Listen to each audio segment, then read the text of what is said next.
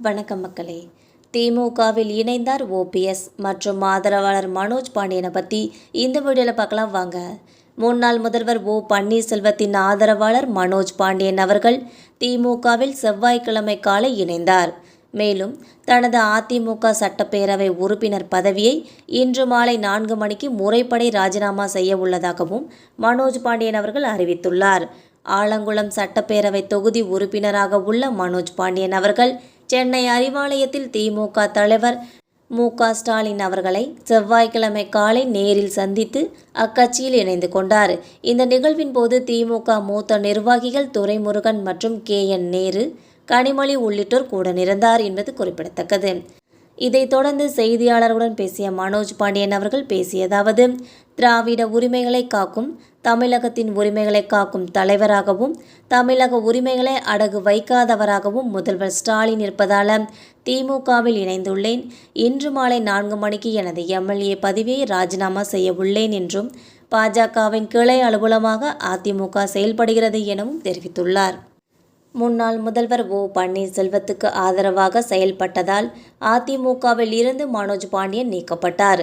அதிமுக சார்பில் சட்டப்பேரவை தேர்தல்களில் போட்டியிட்டு 2001ஆம் ஆண்டு சேரன் மகாதேவி தொகுதியிலும் 2021ஆம் ஆண்டு ஆலங்குளம் தொகுதியிலும் போட்டியிட்டு வெற்றி பெற்றார். 2010 முதல் 2016 வரை அதிமுக சார்பில் மாநிலங்களவை உறுப்பினராக தேர்வு செய்யப்பட்டார்.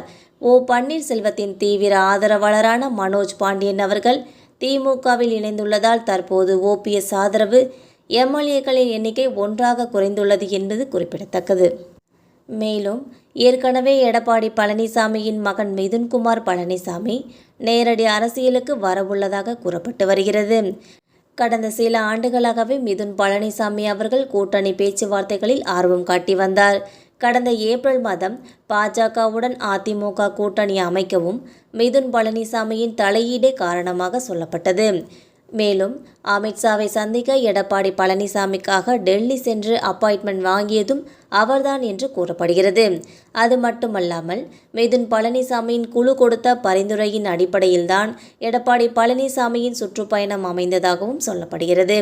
இதனிடையே தனது மகனை சேலம் மாவட்டம் ஆத்தூர் தொகுதியில் களமிறக்க எடப்பாடி பழனிசாமி அவர்கள் ஆலோசித்து வருகிறார். சேலம் மாவட்டத்தில் கடந்த முறை நடந்த தேர்தல்களில் 9 தொகுதிகளில் அதிமுக வென்றது. அதேபோல சேலம் மாவட்டம் ஆத்தூர் தொகுதியில் பாமக கூட்டணியுடன் களமிறங்குவதே கூடுதல் பலம் என்றும் இதனால் பாமகவை கூட்டணிக்குள் கொண்டு வர வேண்டும் என்பதில் எடப்பாடி பழனிசாமி அவர்கள் குறியாக இருப்பதற்கும் இதுதான் பின்னணி என்று கூறப்படுகிறது. இந்த வீடியோ உங்களுக்கு பிடிச்சிருந்தா மறக்காமல் சப்ஸ்கிரைப் பண்ணி பெல் ஐகானை கிளிக் பண்ணி வச்சுக்கோங்க. அப்போ தான் நம்ம போகிற டெய்லி வீடியோஸ் உடனுக்குடன் நோட்டிஃபிகேஷனாக வந்து சேரும். தேங்க்யூ.